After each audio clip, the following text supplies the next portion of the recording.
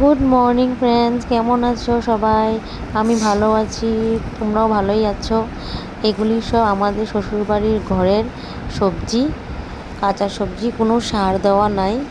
খুব ভালো সবজি গাছে ধরেছে, মিষ্টি কুমড়ো আর পাট শাক আর পেঁপে গাছের, এসব সব গাছেরই।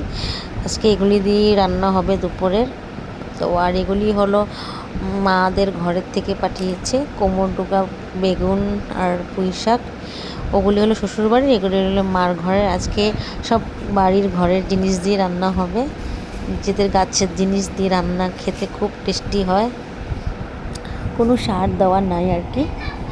তো এখানে পাট পাতাটা আমি রেডি করে নিয়েছি, তো পাট পাতার ডাল হবে। তো এই যে ডালটা হয়ে গেল, আর এদিকে মিষ্টি কুমড়োর আলু শুটকি দিয়ে বানাবো। এটা রান্নাটা রেসিপি দিলাম না, শুটকি দিয়ে আলু দিয়ে মিষ্টি কুমড়ো দিয়ে রান্না করেছি, বামলা শুটকি দিয়েছি, অনেক টেস্টি হয়েছে। আর এদিকে ছেলে বলছে চিকেন খাবে, তো ওর জন্য আমি চিকেন রান্না করেছি, ও এসব খাবে না। আর সব মিক্স করে সবজি, কোমরডুগা ডুগা বেগুন ছিল গাছের, ও সব দিয়ে একটা মিক্স সবজি করলাম। তো চলো আজকে সব ঘরের সবজি দিয়ে রান্না করে খাওয়া হলো। চলো টাটা, বাই বাই, আবার আসবো একটা নতুন ভিডিও নিয়ে। Good night.